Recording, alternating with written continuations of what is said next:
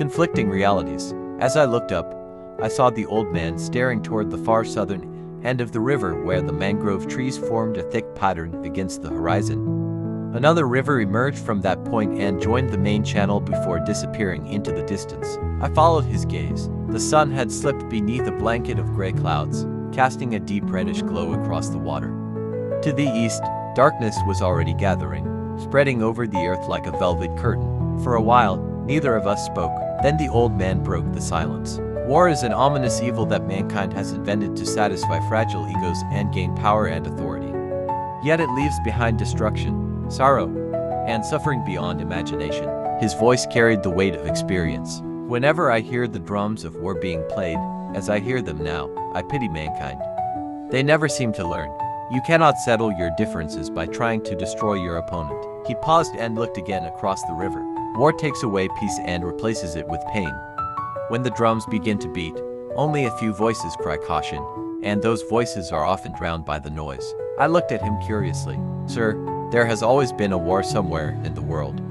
Which one are you speaking about? There is already conflict in Nigeria, isn't there? He smiled faintly. The wars people hear about in the news often sound like distant stories. To those who have never experienced them, war can seem almost like an adventure. But only a few return to tell the tale. Even those who survive carry its scars for many years. His words awakened an old memory. I remembered the first soldier I ever saw during the Nigerian Civil War. I had accompanied my mother to a feed market to sell fish. Suddenly, a large soldier carrying a rifle appeared from behind a building. His appearance frightened me so much that I reacted opally. My mother immediately covered my mouth with her hand before I could attract unwanted attention. Years later, I often reflected on the resilience of the people during those difficult times. Despite the war, life continued. People from the riverine communities brought fish, salt, and other products to market. Others brought food from inland areas. Much of the trade was done through barter because the currencies on both sides of the conflict were not trusted across the divide. Yet the people adapted. They endured. They survived. But the war was moving closer. Soon, soldiers would appear in villages and fishing camps.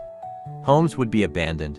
Communities would be scattered. As I sat beside the old man watching the fading light upon the river, I wondered whether humanity would ever learn the lessons of history. Even today, the drums of war continue to echo across the world, and many still mistake the approaching storm for distant thunder. To be continued.